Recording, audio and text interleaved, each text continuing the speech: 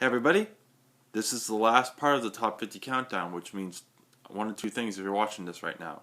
First, you watched the first 4 parts, and you're now getting to this one. And if you have done that, I thank you very much. It's great to see that people are watching these.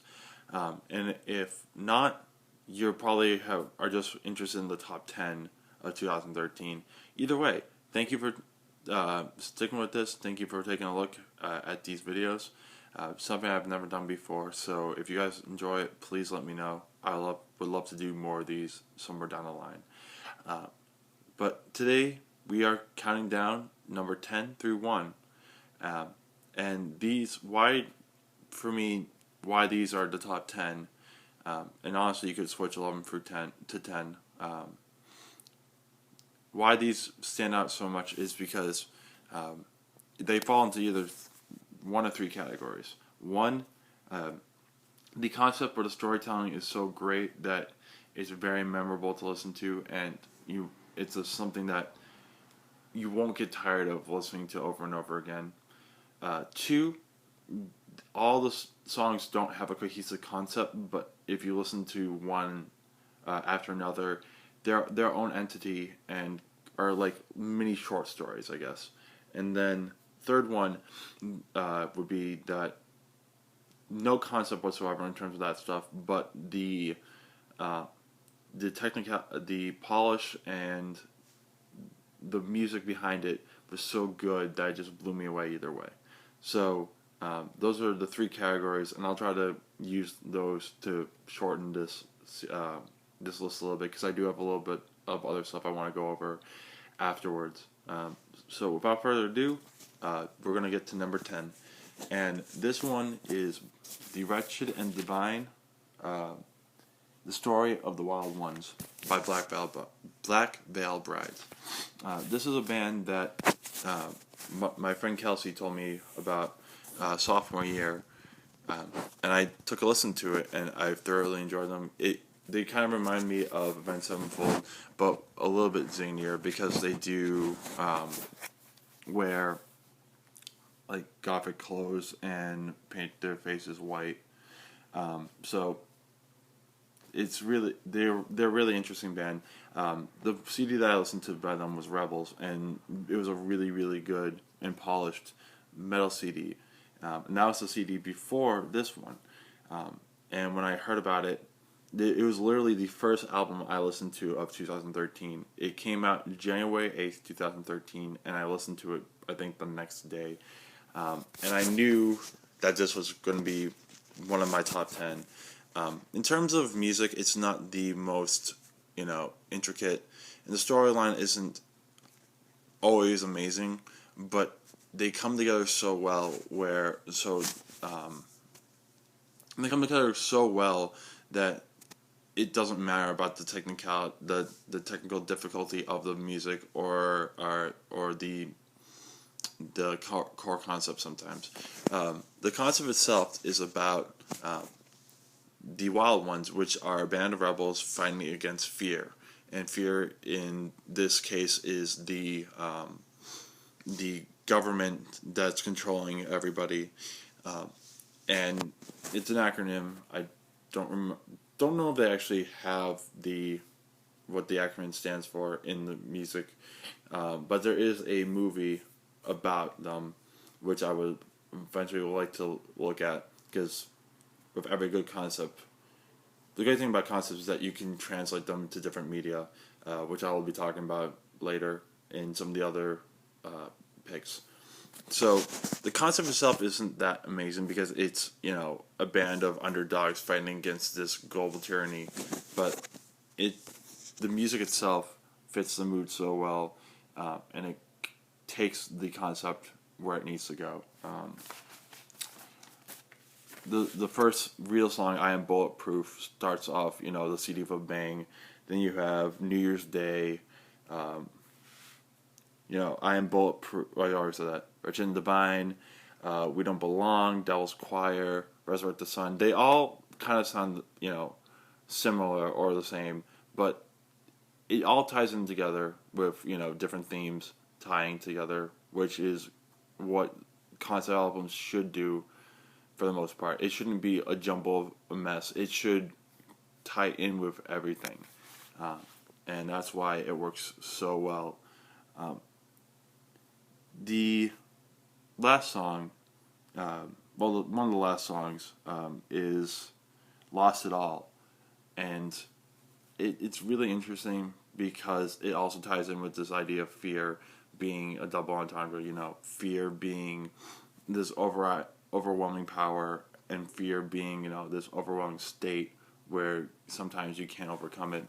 And it's a very sad song at the beginning, but then it comes into this like anthem kind of like cheering feel, where everyone's supposed to be happy. But the line that the lead singer keeps talking about over and over again is, I believe that we all fall down sometimes.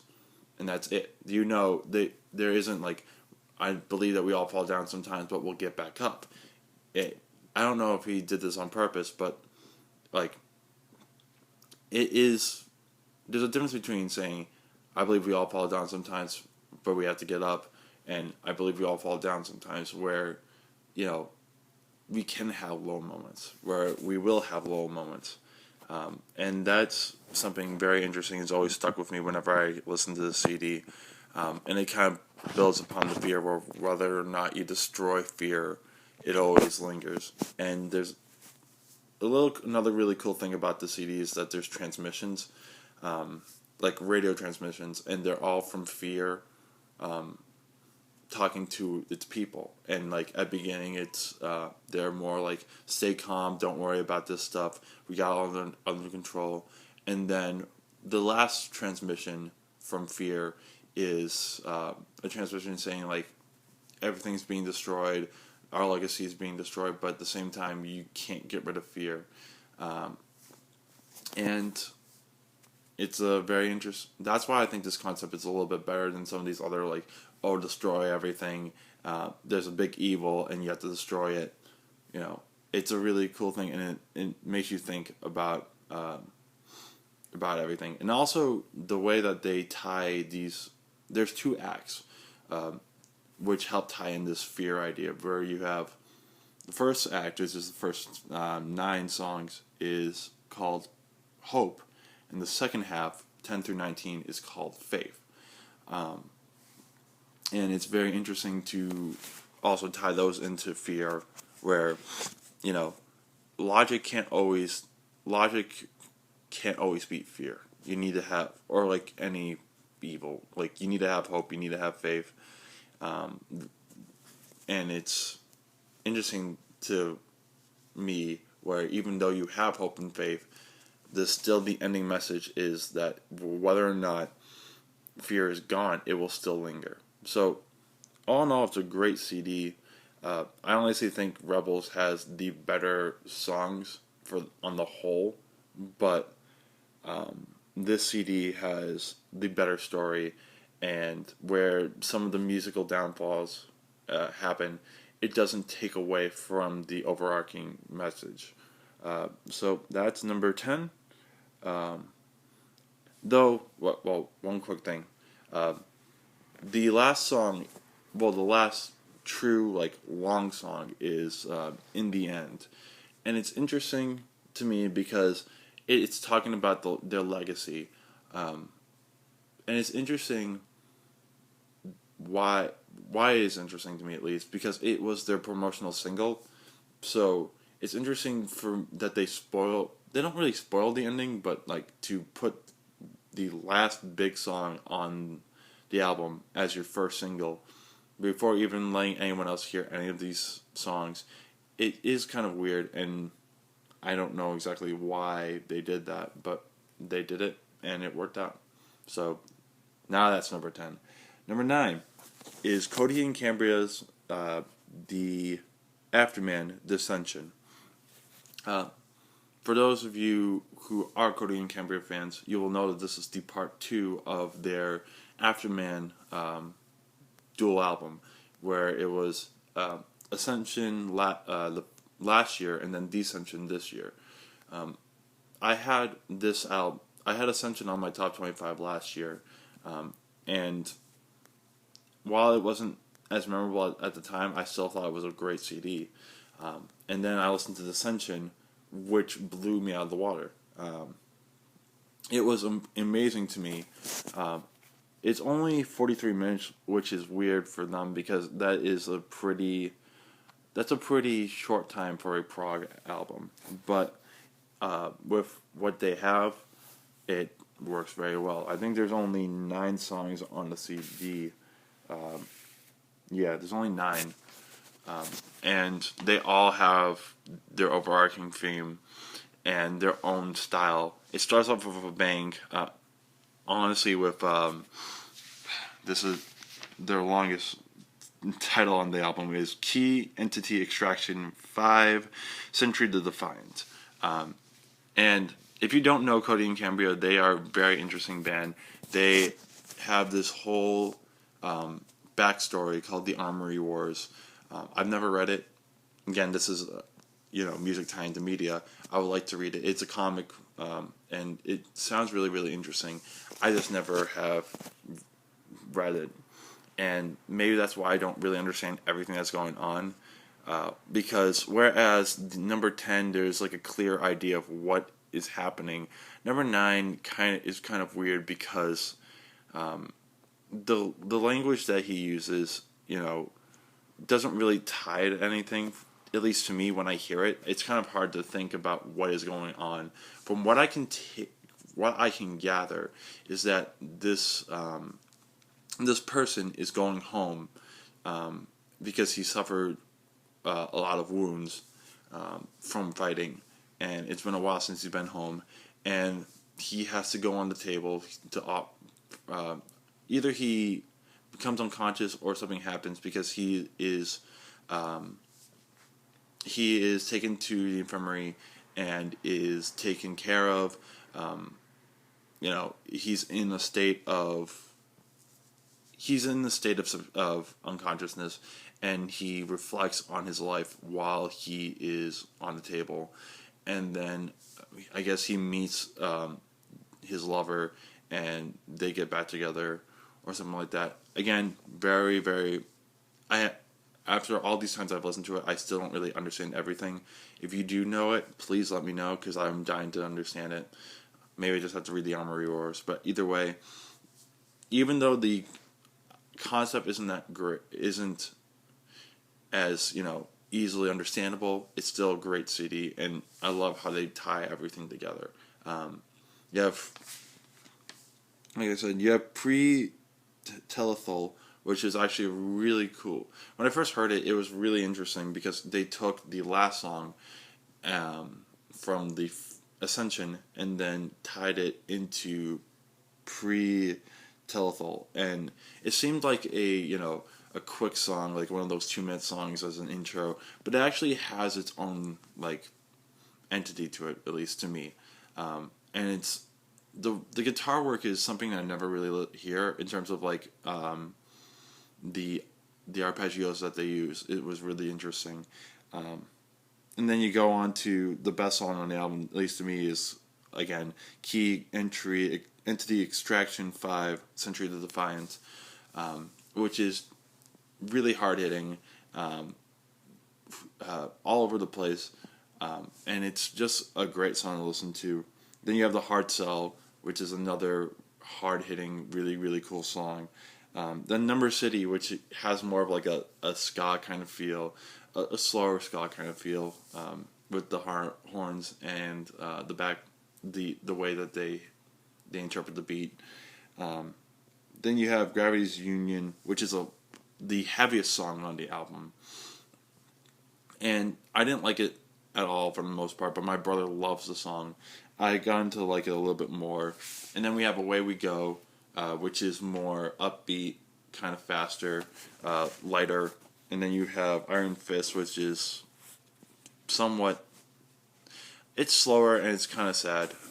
And then you have the single on the first single on the album, which is Dark Side of Me, the one that I heard before, which I thought was really, really cool. And it's slow, it's very melancholy.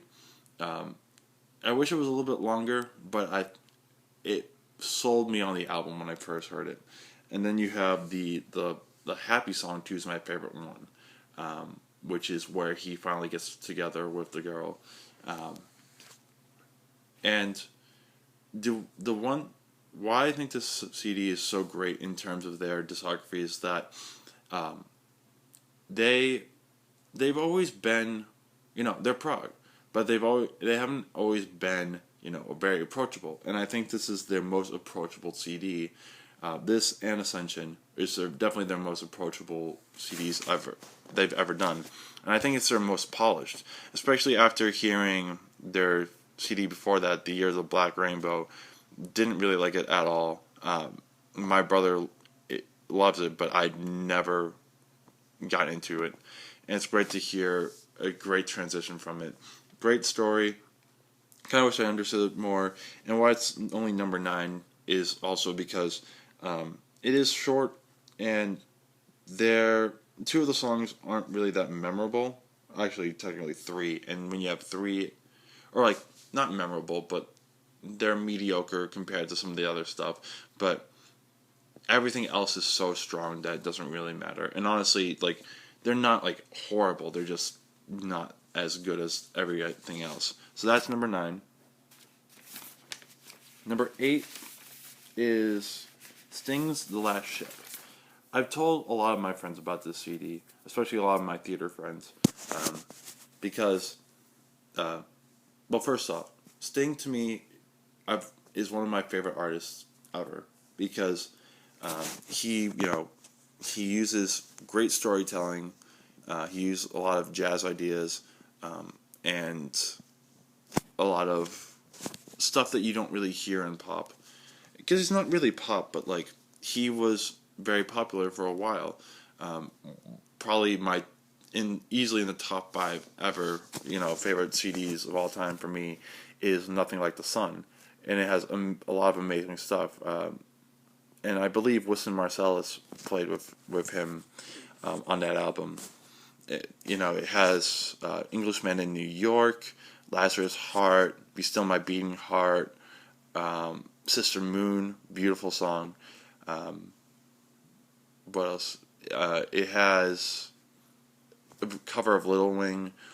Just a lot of really, really, really amazing songs, and definitely is one of, again, top 5 CDs of all time for me. One of the reasons why I got into storytelling and jazz ideas, and why I took it to the next step. And also, Brand New Day was one of my first albums I ever bought.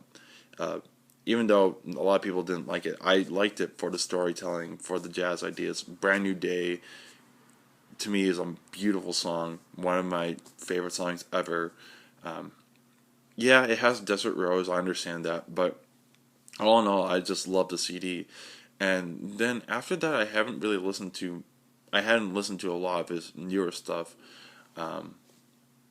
because he's done a lot of interesting ideas, a lot of more classical, mandolin, magical kind of songs, and then he did a cover of all of his work in, I think it's called Symphonicities or something like that, where he reimagined some of his songs, and it was really cool to listen to, but it wasn't original.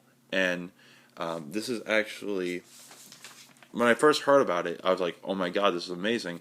And when I also heard that it was a play that he was working on, I was equally as excited, because he gets to do what he does best, telling stories. And this is his first, I believe it's his first full-length LP of original material since Secret Love in 2003. Never listened to it. Was told it wasn't that good, so I stayed away from it. But that means it's 10 years since he put out something original, and he blew it out of the water. He did amazing. I will say that to anyone who likes Sting, or to anyone who likes these concepts or plays, it isn't as polished as it should be. Some of the songs feel rushed, also a little bit weird. What do we've got? This anthem kind of like song. I like The Shipyard. it's rushed and it feels really weird at a lot of places.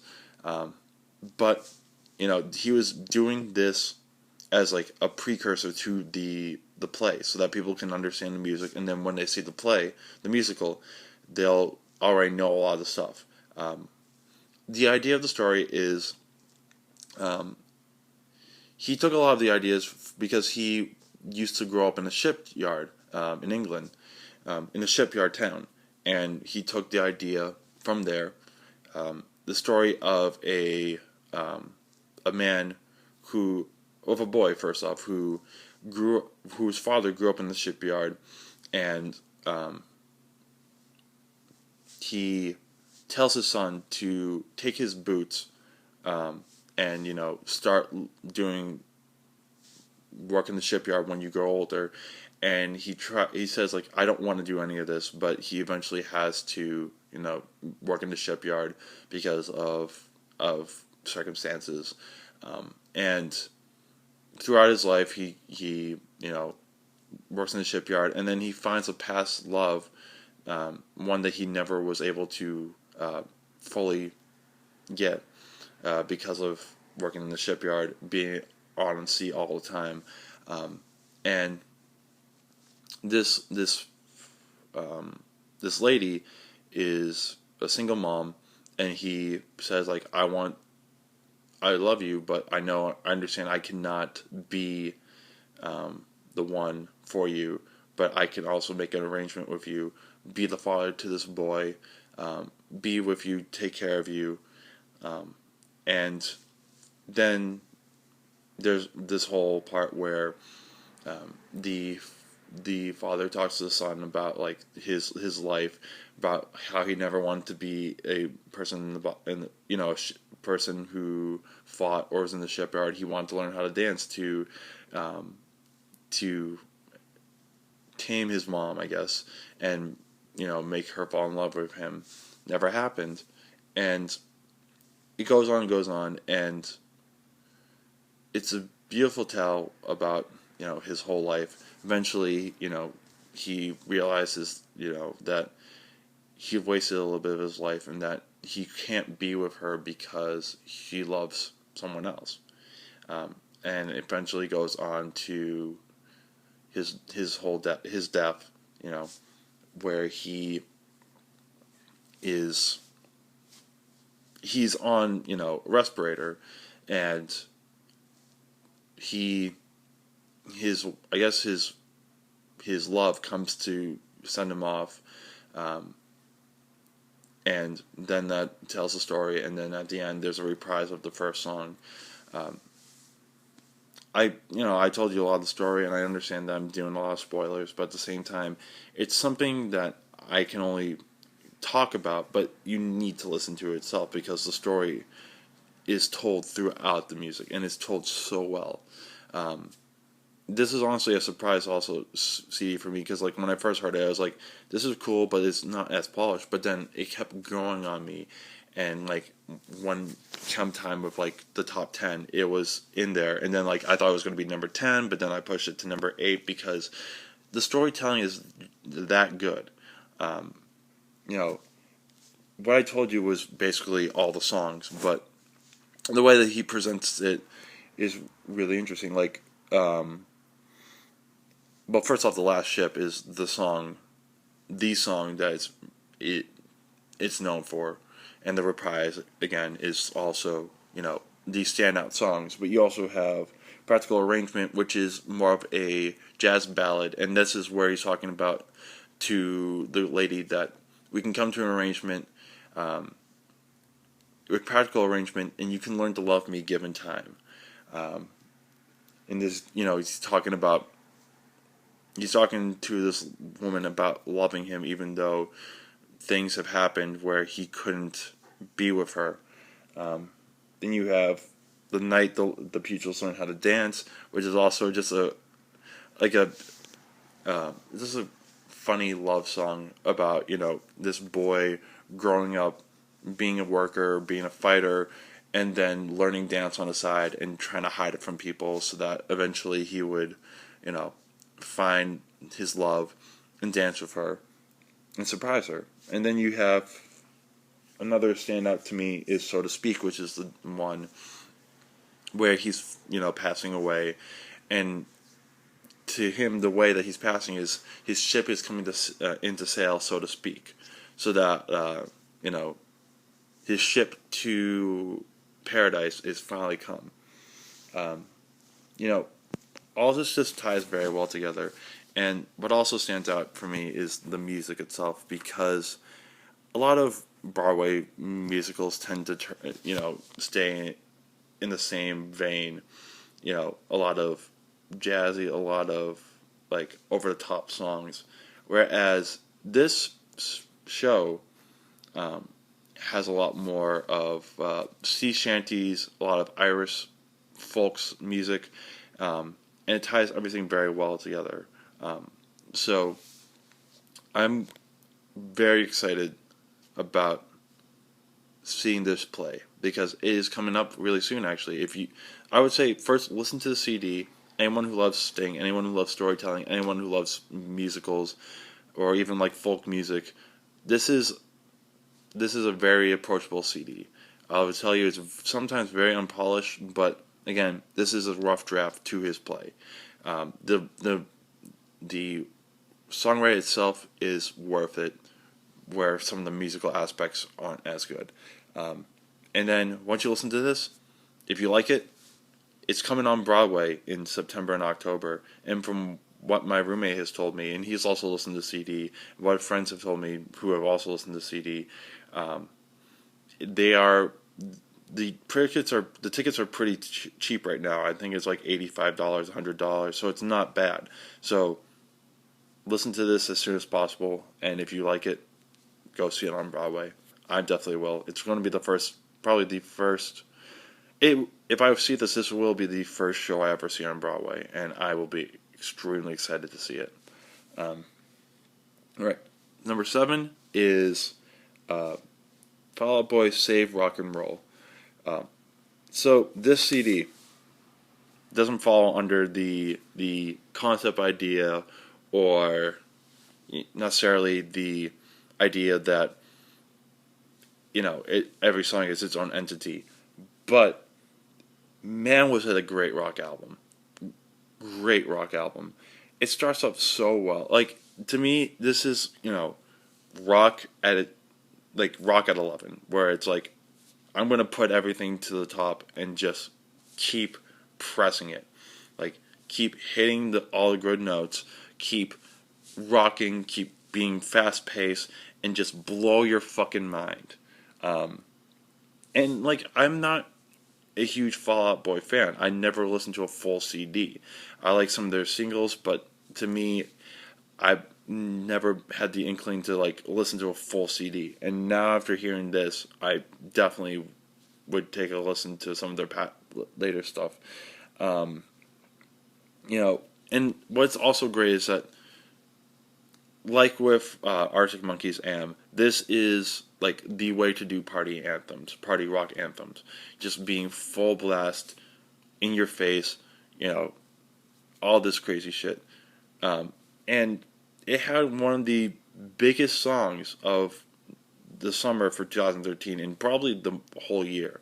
My Songs Know What You Did in the Dark. Huge rock anthem. And then you have The Phoenix, the first song on the album, which just goes and just like starts going. All these, fast-paced violin, cello, viola sounds, and then like just high octane, holy shit chorus. Then you have like some of the other songs aren't as like in your face, but they still complement the CD very well. Alone Together is a great song. Where Did the Party Go? Is one of those party anthems, but a slower paced one. Just One Yesterday is kind of a melancholy song, very soulful song too. Talking about how he would trade all of his tomorrows for just one yesterday, talking about the past. The Mighty Fall, great song, one of my favorite, and it's very simplistic but very fun. Um, and then every other song honestly isn't that memorable, uh, but it still complements the CD very well. Death Valley, love Young Volcanoes, Rat-a-tat with Courtney Love is really fun. Save Rock and Roll with Elton John, all fun songs. Aren't as great as the rest of the CD, but still complement it very well.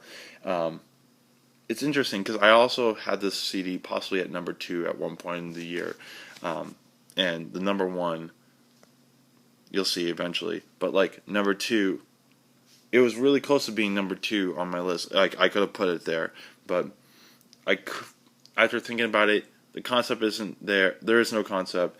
It's a great rock album, but some of the songs aren't as memorable. It doesn't have as much polish as some of the other ones, but it's still amazing CD to listen to. It's only 41 minutes. It sometimes feels actually even shorter than that.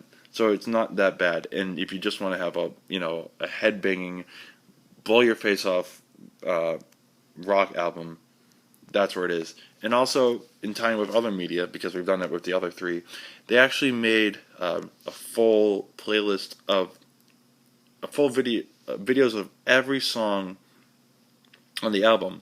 So there's 11 in total, and they made a story about it. So I haven't watched it all, but if you like the CD, take a look at the videos.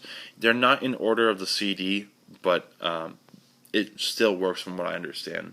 So that's 7. Now we're on to 6. And this one, even though it's number 6, the storytelling and the concept itself is probably one of the best concept albums I've ever listened to, bar none, hands down. This is Stone Sour's House of Golden Bones Part 2. Now, if I had put out the list last year for top 25 albums of 2012, I would have had Stone Sour's House of Golden Bones Part 1 at number 1. I had, I think my top 3 was Mumford & Sons, CD Babel, Clockwork Angels by Rush number 2, and then House of Golden Bones Part 1. While Rush's CD, amazing, they're probably their best album ever, to me at least, it was great musically and had a lot of good ideas. House of Golden Bones Part 1 had some of the best lyrical writing ever that I've ever heard. Corey Taylor was on top of his game, and it's interesting because compared to their last CD before that, he has some really good lyric writing, but like never to this part. And it's very, very cool, very, very interesting to listen to. Again, with this, there is a tie-in with, a comic. I believe it is called The House of Golden Bones, which is their comic, and it ties in Part 1 and Part 2. So I don't really know the whole story. But this is something I would really, really, really want to read into because the concept itself is just that interesting.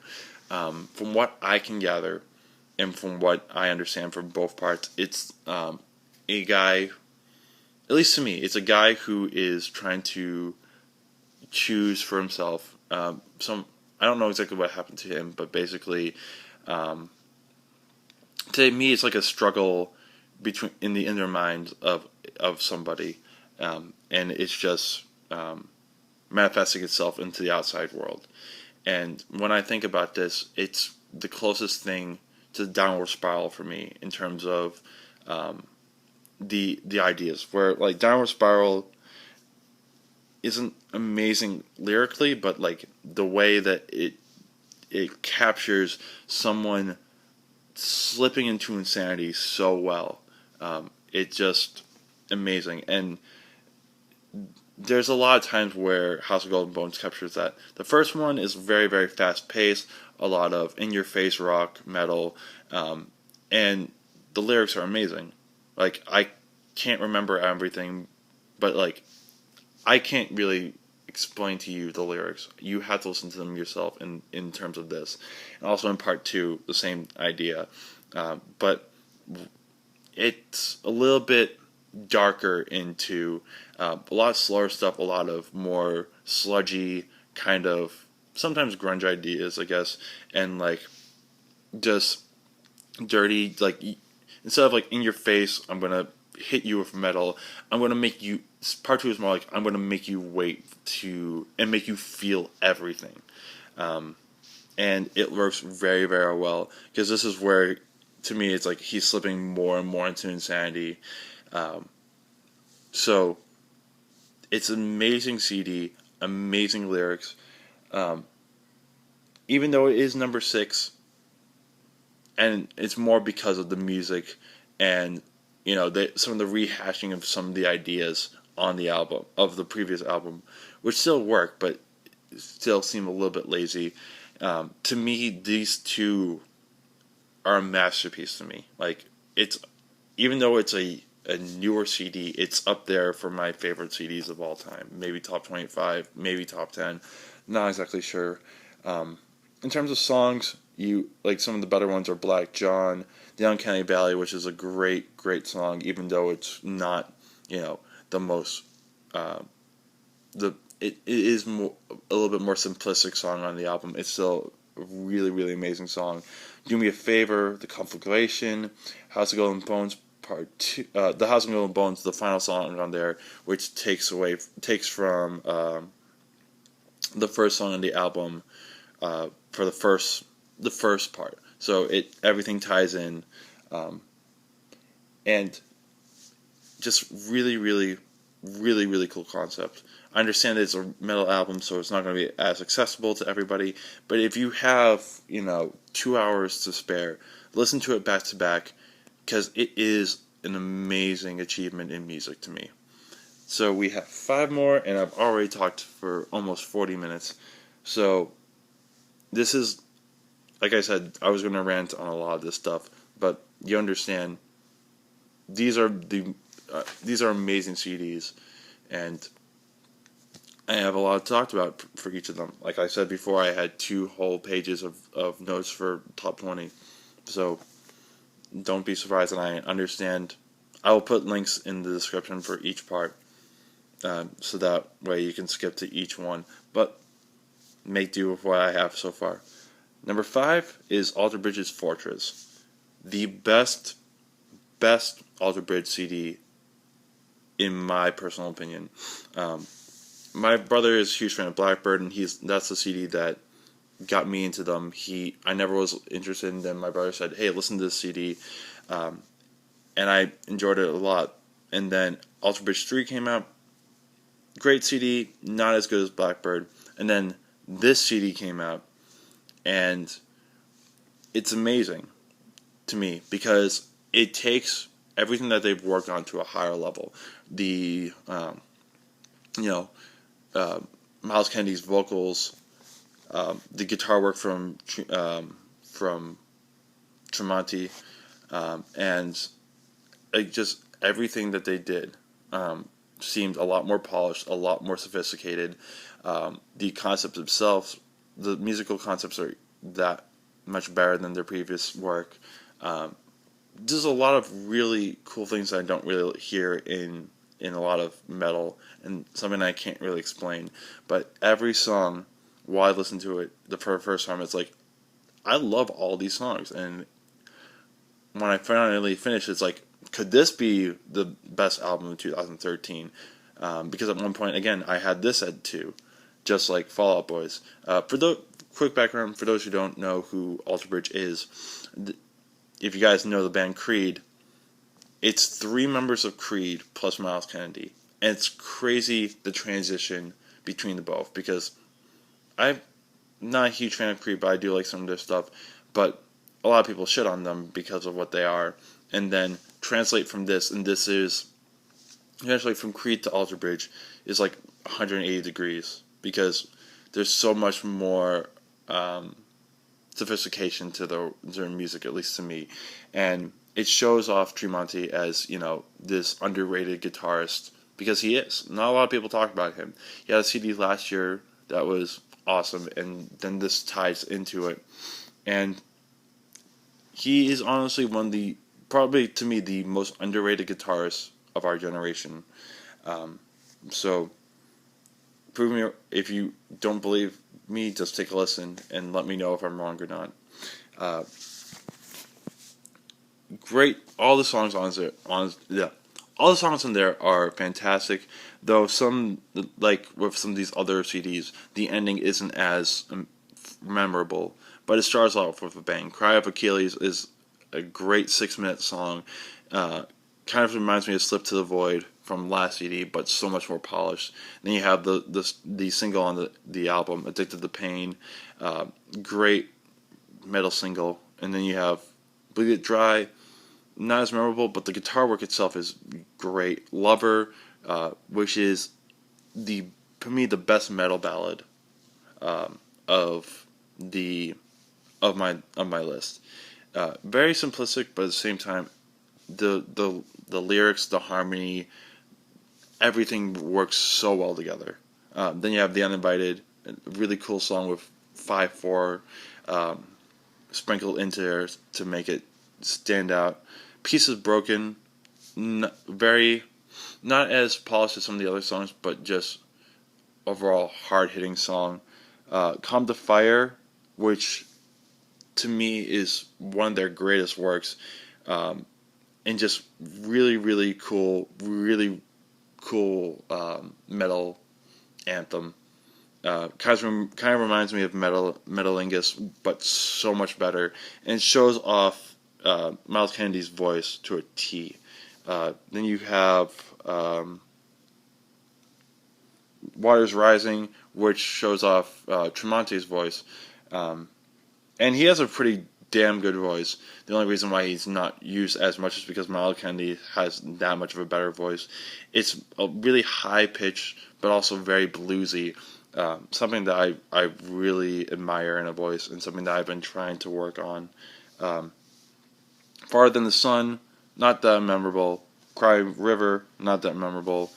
All Ends Well, their preachy song. They always have one, but it's still a great song nonetheless. And then you have the last song, Fortress, which is a lot different from all their other stuff because it's a 2-part song in the span of like 7 minutes. All in all, really great CD. Why it can't be higher is because it's just the top 4 are that much better. And honestly, they're not amazingly better. It's not like 5 and then 4 up there fighting for first place. All these CDs could have been number 1. But it is an amazing CD, and it shows, to me, they could be if they keep working at it, they could be not necessarily what Metallica was during the 80s or the 90s, but they could be that, like, the upper echelon of metal. Like when you first talk about metal of the teens, like who would you say is better? You could say right now Alter Bridge is the top, and if they keep going like they have, where every CD has been better, there's no stopping them. So that's number 5. Number 4 is Queens of the Stone Age, Like Clockwork. I told you before with Trent Reznor that he had an amazing year, and why he did have amazing years, not just because of Nine Inch Nails CD, but he also worked on this CD and the next CD afterwards.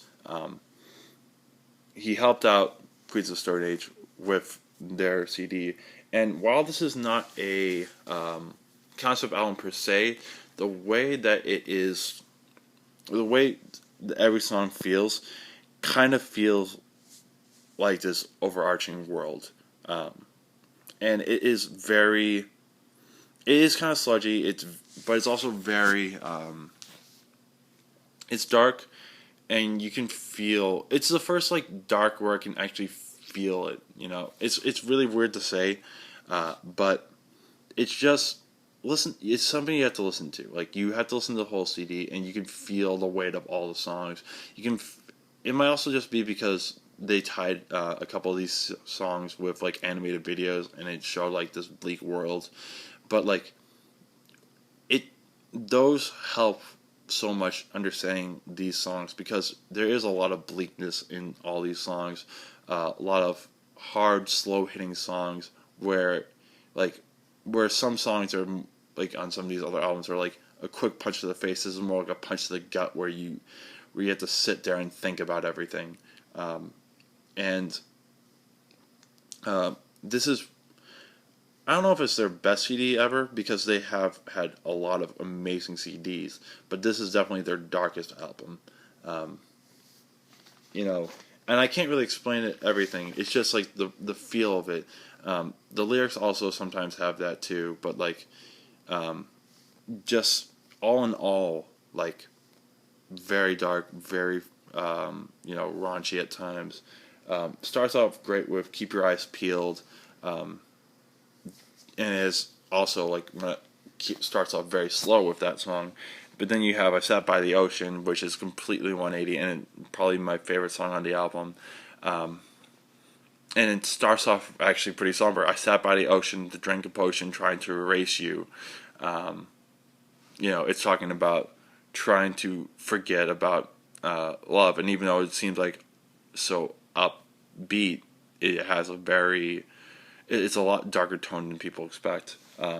Then you have "The Vampire Time and Memory," uh, sad song, you know, talking about life and, trying to succeed, but then realizing that all this success will eventually fade. And then you have "If I Had a Tail." Apparently, it's a very dark song. I still don't really understand the lyrics as much, but it does seem like a person, who has gone to a point where like nothing really matters. So what they do, there's no really any consequence. Um, so it seems like that. Then you have "My God Is the Sun" and "Calypsia," two similar songs in that they're not as memorable, but they still have their own entity to them. And that's what honestly, every song has on here, its own entity. Whereas some of these other CDs out there, it's like every song feels the same. "Fair Weather Friend," probably the lowest point on the CD, but a good song nonetheless. Then you have "Smooth Sailing," which is, like I said about other party anthems, this is probably the darkest party anthem. Like, it's a dark, twisted party song. And if you watch the music video, it's fantastic. It's a really funny song, and I was actually waiting for a "Smooth Sailing" music video because I felt like it was perfect for that type of thing. I thought it was going to be a little bit different, but still, the message from the music video translates very well from the song. And then you have "I Appear Missing," which is also a really, really great great song, and the drum work on that is fantastic. And then you finish with "Like Clockwork," beautiful end, very, very somber end. And it's another dark song where the ending part is like, "One thing is that is clear, it's all downhill from here." Um, and all these songs, like, there aren't a lot of, some of the songs stand out, but there are no subpar songs, which a lot of these albums you can't say. And also there's a lot of great work from everybody. I mean, like, not just the band, but also, like I said, Trent Reznor is on the CD. David Grohl from Foo Fighters does some drum work on there. Elton John does piano work and also sings on some of it. Just a lot of great ideas. It's not a concept, like I said, but it feels like it. And honestly, this is a CD where I've talked a lot about it, but you have to listen to it for yourself to understand everything that I'm saying. It's only 45 minutes, so for a rock album, it's pretty, in the middle for that. But every song is, like, it's 45 minutes, but it's like a long 45 minutes in terms of, like, hitting you in the gut and like making you feel every inch of every second of the CD. So that's number 4. Number 3 is How to Destroy Angels, Welcome Oblivion.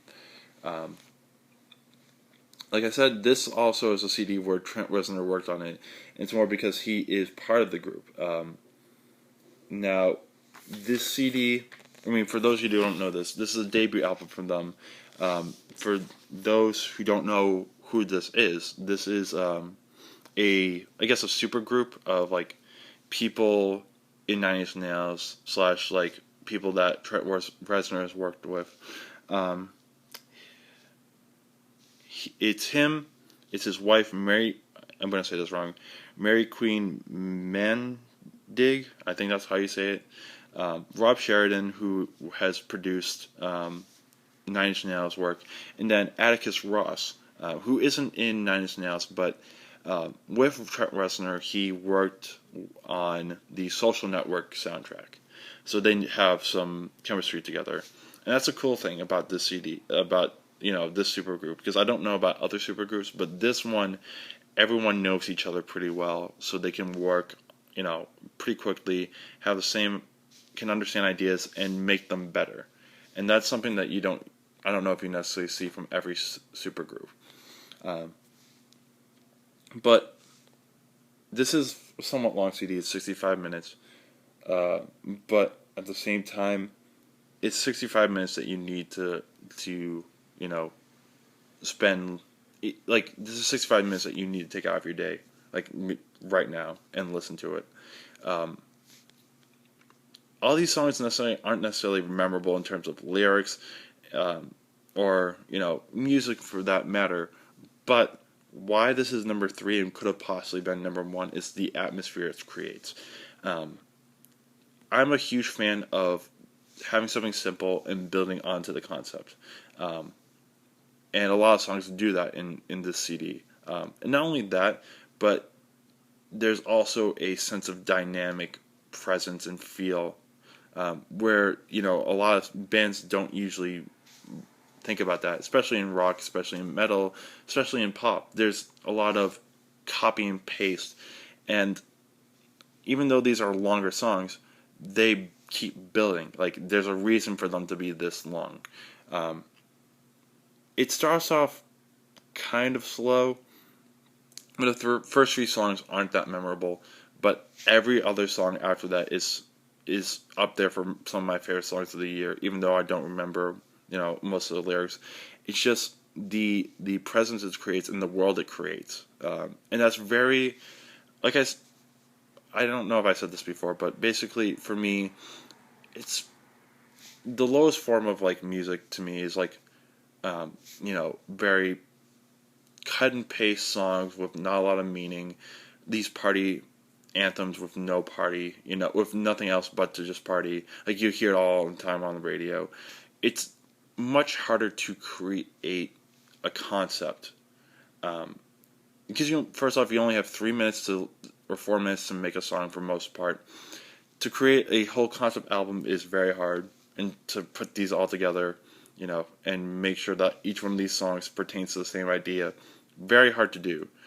And then from there, to be able to create concepts, even though there is no concept, and make it feel like each song is its own world, when you have limited time, is that much harder to do.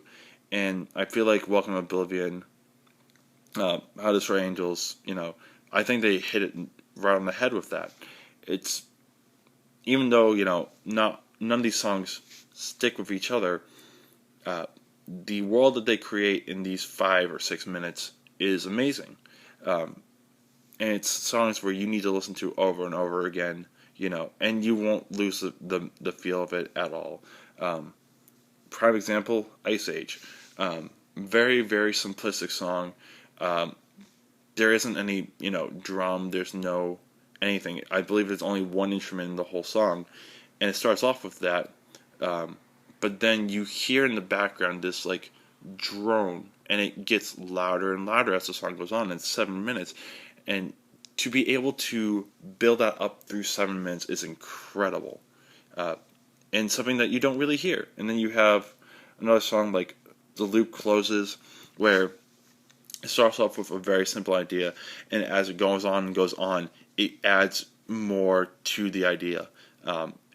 And like there are lyrics in it, but it doesn't come until like 4 minutes into this, 3 or 4 minutes into the song, and that doesn't bother me because of what it is building from there. And then you have like the last song on the CD, Hollowed Ground, very very simplistic song, but everything keeps building and building and building, and that's the biggest and like most amazing thing that you can do as an artist, is to keep someone's attention for that long, even though your concept is simple. And that's why I love a lot of these songs. Now, does every song do that? No, but then again, every other song that doesn't do it, it still works. Like How Long, it's a single song, but like it's still a really really cool idea, something I've never really heard from any other song. And then we have like Too Late All Gone. Doesn't really do a lot of the building, but the lyrics itself work very well because it's a calm response from Trent Reznor and his wife, saying like very short 2-syllable words, but like, or 2-syllable, 2 words or 2-syllable words, and it works very very well with everything. And then the chorus is, the more we change, everything stays the same, and it's another song that you just need to listen to. Strings and Tractors, not that great of a song, but still the feel of it's really cool. We Fade Away, another one of those building songs where it actually has like a heartbeat monitor sound in it too. All in all, lyrics aren't always that great, but what they did with these songs are incredible, and it's worth every penny, every second of the 65 minutes that you have. And it might not be the most approachable CD, but I think it's a great CD nonetheless, and it's something that you should take a risk on, even though it's not, this popular CD or, a CD that a lot of people talked about. Alright, so you got 2 more CDs, and this is a little bit weirder to me because neither of these CDs have, concepts, and you could say that both of these are popular CDs, but at the same time, the worlds that they create are just that good. First one is Justin Timberlake's This 2020 Experience Part 1. I talked about the first one in the second one in my third part of this series, and why I didn't like it as much as this one is because it kept feeling a little bit too long, and especially with the songs that they had, it felt like, comparing this to like the previous album I just talked about, whereas these 6 or 7 minute songs in Welcome Oblivion, they kept building. The songs in part 2 of the 2020 Experience was more like, I have an idea, then I'm just going to have this little interlude just to make the song longer rather than to make this song different. Whereas the part 1 though has a lot more ideas that work together and make these songs, even though they're 6-7 minutes long, they make it seem like they need to have these parts. Like, the way I think about it is, it's 10 songs, but they more feel like 20. And for a 70-minute CD, that's a good thing. If you can have 20 different songs, even though it's in the span of 10 songs. I honestly thought that I was going to put this lower. At one point I had this at number 1. When I first listened to it, it was like nothing was going to top this. Then when I listened to it again, I thought it was going to be lower. But every time I come back to this, I just love every song. And each one of them, it feels to me like their own world. And that's amazing for a pop album, because a lot of pop albums sound the same. And something else great about this CD is that not only are these songs memorable, but to me they have a lot of harmonic ideas, a lot of jazz ideas that I don't really hear in pop. Like the thing that stood out from a lot of these songs to me were the harmonies, because I never really heard a lot of songs like that. Push Your Love Girl has a lot of really cool harmonies. Suit and Tie has a lot of cool harmonies. Strawberry Bubblegum, Tunnel Vision, you know, all these really cool harmonic ideas, which I can't really explain right now. It's more like something that you need to listen to. Unfortunately, like with all these ones, you just need to listen to the CD. The lyrics aren't amazing. You know, it's a lot of sex, love, all these same cliche ideas, but the world that is created around these songs are enough to hold your memory and like make this memorable. Like the way I think about it, when I first heard this CD, and it was a long CD, but none of this whole, at no point in time was I like, all right, let's just finish this album. I loved every minute of these 70 minutes, and like that's hard to do. That's very hard to keep someone's attention for that long. Now, are all these incredibly amazing songs? No, but every song is memorable.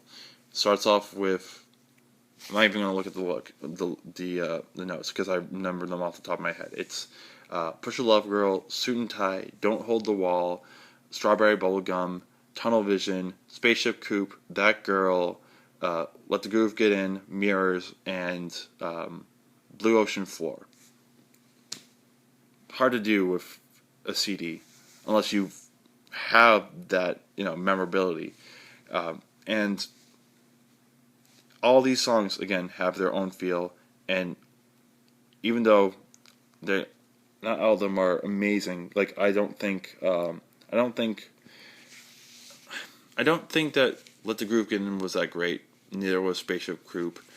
But the polish and the time put into all these songs are incredible. And I'm not sure if Timberlake did this, produced this one, but if he did, then he did a fantastic job. To me, this is, and I talked to my friend about this CD and the next CD, honestly, are, if Michael Jackson was still alive, these are the type of CDs that he would be doing.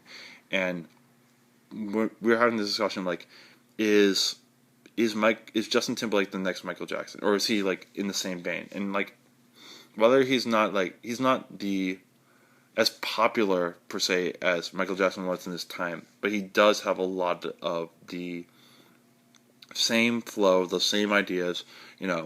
Amazing singer, pretty good dancer, whereas Michael Jackson was an amazing dancer. But like, both in their prime, both amazing at what they do. And it's a shame that this CD did not get any any recognition in terms of the top 50 albums of Rolling Stone or any of those, or even in the Grammys, other than Mirrors. And I like Mirrors, but I don't think that was the best song on the album at all. So I do think that both of them are pretty close. I mean, if not, why would Justin Timberlake be singing on this a single with Michael Jackson, this posthumous single? It works very well, and I think he is the torchbearer of Michael Jackson's music, and you can definitely hear it in here. But he took it another step further. So that's what I really like about this CD.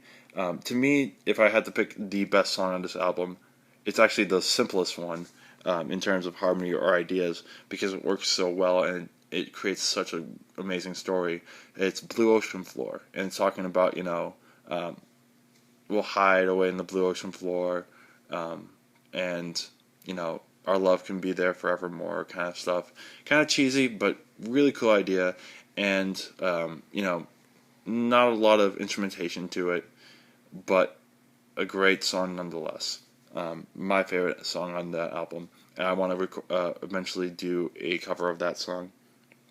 So that's number 2, and why that's number 2 compared to number 1 is probably because of the lyrics to me.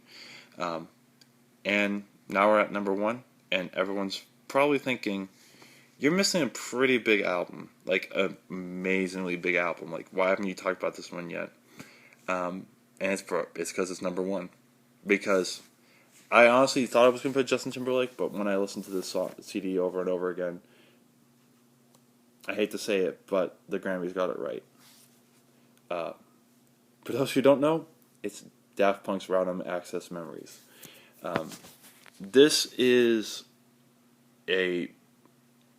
it's not the most original CD, per se, but to be able to do a lot of these ideas in a popular fashion and get out to the masses where everybody loves it is incredible. And,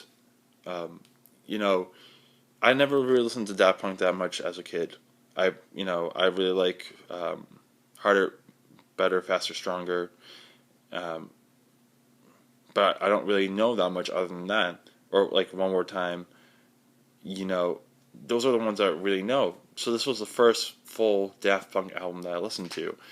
And the first time I listened to it, wasn't that interested in it. Then when I kept listening to it over and over again, it blew me away for a lot of different reasons. First off, the biggest reason is that there isn't, like, I've talked to a lot of people about this, there isn't that one song where everyone's like, okay, this is amazing. Like, alright, I mean, well, not amazing, but like, there isn't that one song that was better than everything else. Was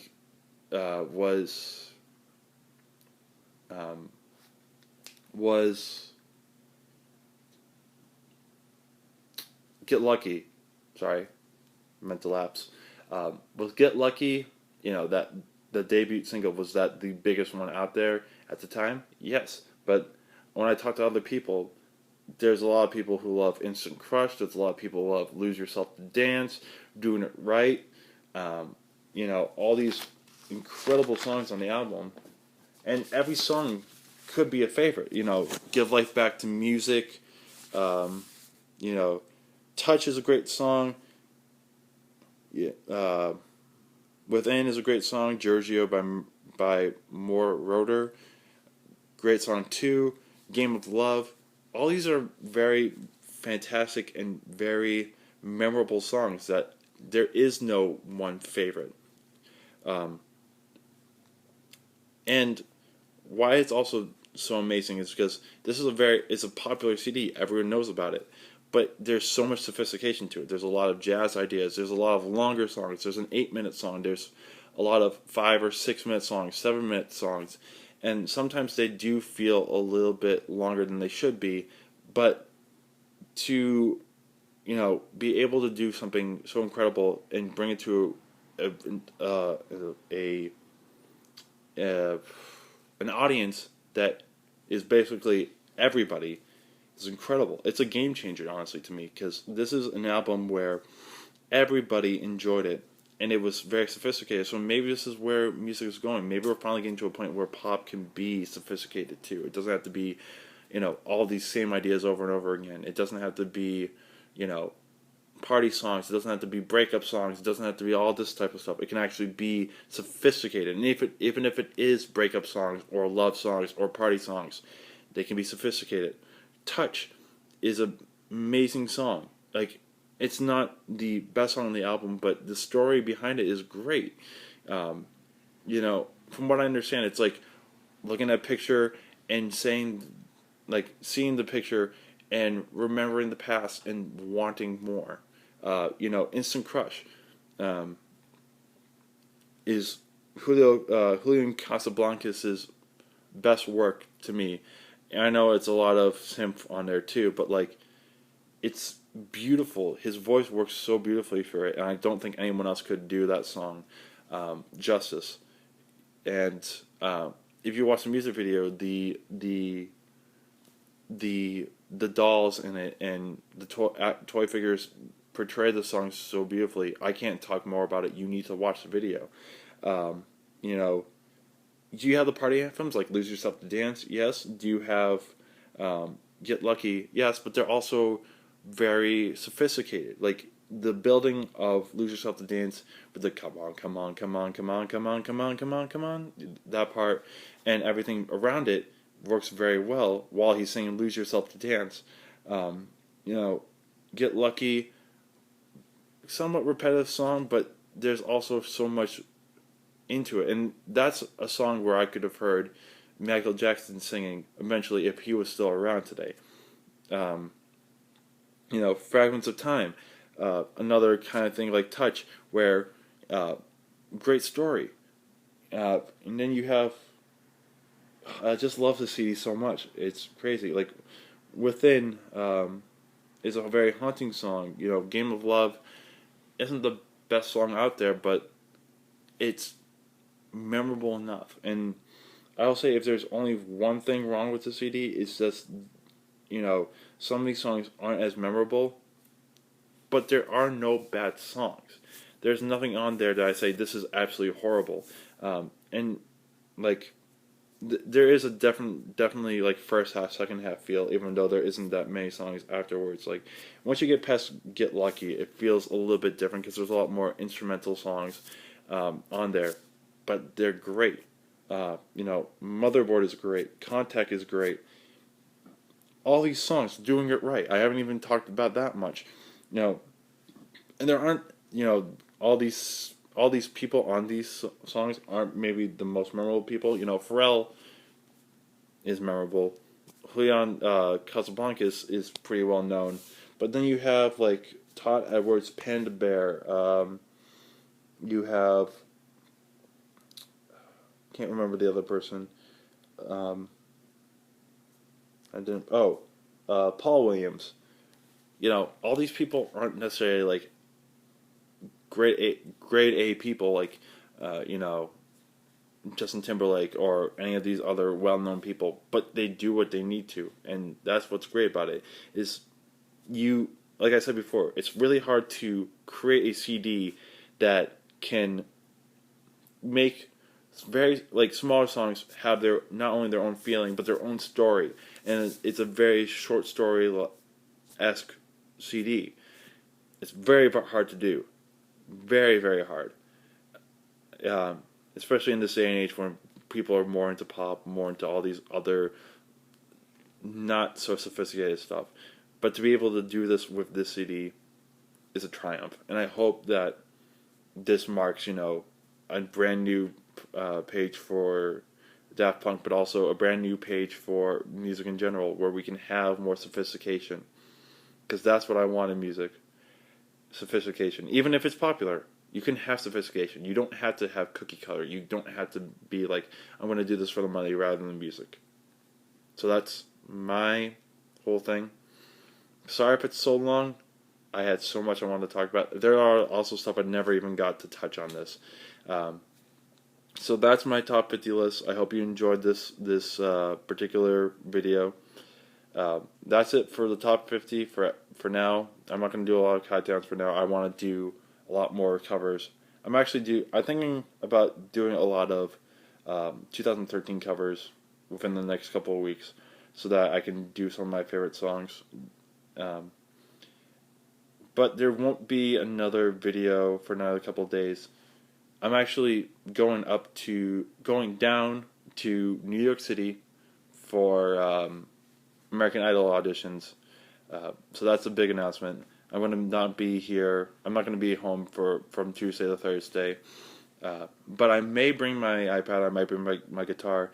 If everything goes well, I might be doing some covers with a couple of good friends. So I'll keep you posted on that. And then in terms of everything else, I'm going to be doing covers for the next couple of weeks. If you want to see more top lists, let me know, because I would love to do some more of these. I actually had two other countdowns I didn't do for 2013, which was top 10 top 10 worst albums 2013, and another list of like CDs that didn't make the top 50, but CDs that you need to listen to. I could either do put it on like a document and just send it to you guys, or post it on my YouTube, like document wise, or do videos of it if you guys are interested.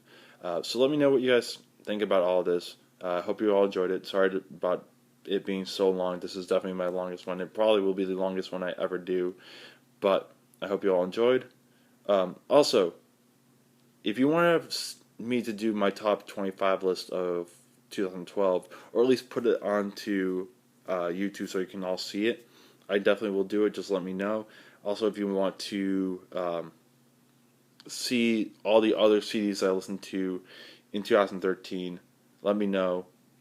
And also, I would love to see what you guys think about the top 50 or even just top 10 of 2013 CDs that you've listened to.